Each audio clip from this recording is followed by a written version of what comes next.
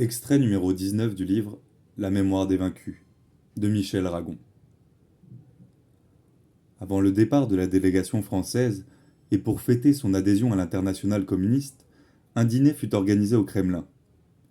Zinoviev s'amusa à placer Mai Picqueret à sa droite, et lui tint pendant tout le repas des propos amusants et galants. Au moment des toasts, Trotsky demanda que quelqu'un chante une chanson comme, dit-il, c'est l'usage en France après un bon repas. Il y eut un moment d'hésitation. Personne n'osait se risquer à une telle improvisation devant Zinoviev et Trotsky. Montmousseau se leva alors, s'approcha de Mai et lui demanda de pousser une romance. À la stupéfaction générale, et notamment celle de Montmousseau qui faillit s'étrangler en buvant sa vodka, Mai Picqueret entonna de sa voix tonitruante le triomphe de l'anarchie de Charles d'Avray. Debout, debout, compagnons de misère, l'heure est venue, il faut nous révolter. Que le sang coule et rougisse la terre, mais que ce soit pour notre liberté. C'est reculer que d'être stationnaire, on le devient de trop philosopher. Debout, debout, vieux révolutionnaire, et l'anarchie, enfin, va triompher. Trotsky ne se démonta pas. Il souriait, avec cette commisération que l'on accorde à un enfant mal élevé. Tu vois, camarade Mai, qu'il existe encore de la liberté en Russie, puisque tu peux chanter l'anarchie au Kremlin. Liberté pour ceux qui acceptent, qui s'adaptent, répliqua Mai Picqueret. Les autres sont à Boutirki. L'an dernier, mes camarades Le Petit et Verja disparaissaient. Cet exploit sera-t-il renouvelé? Pour faire taire Mai, les délégués scandèrent en chœur la jeune garde. L'incident était clos. Toutefois, Mai Picqueret fut involontairement à l'origine de la rupture entre Trotsky et Alfred Barthélemy, et de la haine que le créateur de l'armée rouge ne cessera de porter à celui qui avait été l'un de ses collaborateurs. Après le dîner, comme les convives s'éparpillaient dans les salons du Kremlin, dont ils admiraient la magnificence, Trotsky s'avança vers Mai et lui tendit la main en lui souhaitant un bon retour en France.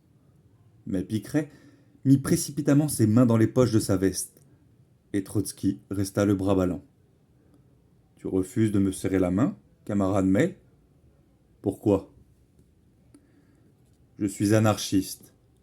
Il y a Kronstadt et Makhno entre nous. » Trotsky se pencha pour prendre affectueusement par l'épaule la jeune femme, et la pria de s'asseoir près de lui, dans un de ces immenses fauteuils qui avaient dû servir au badinage de la cour. Il s'efforçait d'être aimable.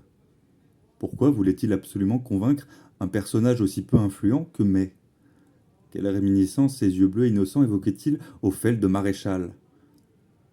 Moi aussi, lui dit-il, avec presque de la tendresse dans la voix. Moi aussi, je suis anarchiste. Mais le peuple russe, inculte, doit évoluer. Pour cela, nous traversons une période transitoire, où la dictature du prolétariat est indispensable. L'hypocrisie de Trotsky indigna à tel point Fred qu'il ne put s'empêcher de s'approcher et de crier. Ce n'est pas la dictature du prolétariat que vous avez instituée, mais la dictature sur le prolétariat. Trotsky regarda Fred avec morgue. Il ne manquait à son visage glacé habituel que le monocle pour s'identifier totalement à un officier tsariste. « Qui êtes-vous pour me parler sur ce ton ?» Zinoviev se précipita.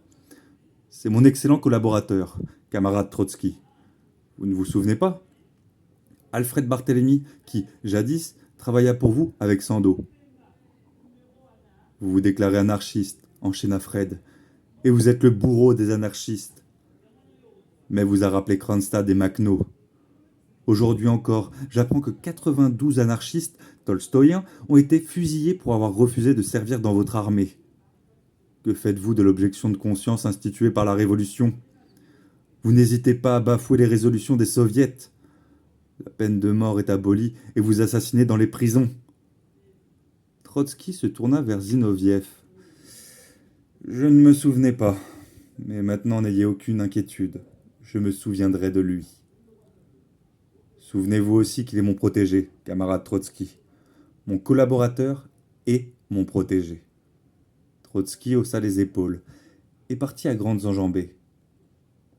Mais regarda Fred ébahi. Alors, tu as autant de culot que moi. J'en ai gros sur la patate, tu sais.